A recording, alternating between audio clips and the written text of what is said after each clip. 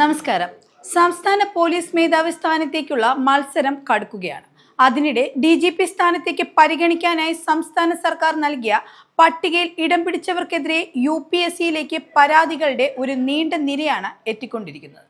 രണ്ടാഴ്ചക്കുള്ളിൽ അടുത്ത DGPയെ സംബന്ധിച്ച് UPSC അന്തിമ പട്ടിക തയ്യാറാക്കി കേരളത്തിന് സമർപ്പിക്കാനിരിക്കെയാണ് ഇപ്പോൾ ഈ പരാതികളുടെ കുത്തൊഴുക്ക് നടക്കുന്നത്.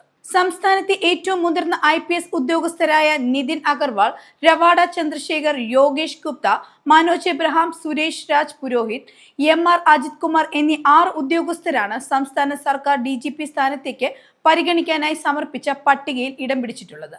ഇതിൽ നിന്നാണ് 3 പേരുടെ അന്തിമ പട്ടിക തയ്യാറാക്കി UPSC സംസ്ഥാന സർക്കാരിന് കൈമാറുക. ഈ പട്ടികയിൽ നിന്നാണ് പുതിയ പോലീസ് മേധാവിയെ സംസ്ഥാന സർക്കാർ തെരഞ്ഞെടുക്കുന്നത്. UPSC സംസ്ഥാന സർക്കാരിന് കൈമാറിയ ഉദ്യോഗസ്ഥരുടെ ട്രാക്ക് റെക്കോർഡുകൾ അടക്കം പരിശോധിച്ചു വരികയായിരുന്നു. അതിനിടെയാണ് ഉദ്യോഗസ്ഥർക്കെതിരെ നിർത്താതെ പരാതികൾ ലഭിച്ചുകൊണ്ടിരിക്കുന്നത്. പട്ടികയിൽ ഒന്നാമതുള്ള നിതിൻ അഗർവാളിനെതിരെ 3 പരാതികളാണ് ലഭിച്ചിട്ടുള്ളത്. നിലവിൽ റോഡ് സുരക്ഷാ കമ്മീഷണറാണ് നിതിൻ അഗർവാൾ. പട്ടികയിൽ രണ്ടാമതുള്ള രവാഡ ചന്ദ്രശേഖർ IB ഡെപ്യൂട്ടി ഡയറക്ടറാണ്.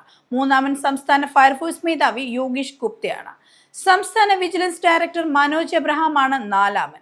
5-ാം സ്ഥാനത്ത് സുരേഷ് രാജ് പുരോഹിതനാണ്. 6-ാം സ്ഥാനക്കാരനായ പട്ടികയിലുള്ളത് MR അജിത് കുമാറാണ്. പട്ടികയിൽ സ്ഥാനം പിടിച്ച MR അജിത് കുമാർ ഒഴികെ ബാക്കി എല്ലാവർക്കുമെതിരെയും UPSCക്ക് പരാതികൾ ലഭിച്ചിട്ടുണ്ട്. കേന്ദ്ര ഡെപ്യൂട്ടേഷനിലുള്ള രവാഡ ചന്ദ്രശേഖർ, സുരേഷ് രാജ് പുരോഹിത് എന്നിവരെ പോലീസ് മേധാവി സ്ഥാനത്തേക്ക് പരിഗണിക്കരുതെന്നാവശ്യപ്പെട്ട അജ്ഞാത പരാതികൾ ലഭിച്ചതായാണ് റിപ്പോർട്ട്.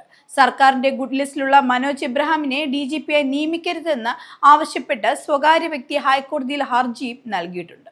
MR അജിത് കുമാറിനെതിരെ ആക്ഷേപം ഉയർന്നപ്പോൾ അദ്ദേഹത്തെ അനുകൂലിച്ചവരാണ് പരാതിക്ക് പിന്നിലെന്നാണ് ആരോപണം ഉയരുന്നത്. കേന്ദ്ര ഡെപ്യൂട്ടേഷനിലുള്ള രവാഡ ചന്ദ്രശേഖർ, സുരേഷ് രാജ് പുരോഹിത് എന്നിവർ പോലീസ് മേധാവി സ്ഥാനം ലഭിച്ചാൽ കേരളത്തിലേക്ക് മടങ്ങിയെത്താമെന്ന് അറിയിച്ചതായാണ് റിപ്പോർട്ട്. ഈ മാസം 20-ന് പുതിയ DGPയുടെ അന്തിമ പട്ടിക തയ്യാറാക്കാനായി UPSCയുടെ യോഗം ചേരുമെന്നാണ് സൂചന. നിലവിലെ സംസ്ഥാന സർക്കാർ മേധാവി ഷെയ്ഖ് ദർവേഷ് സാഹിബ് ഈ മാസം 30-ന് വിരമിക്കുന്ന ഒഴിവിലാണ് പുതിയ DGPയെ നിയമിക്കുന്നത്.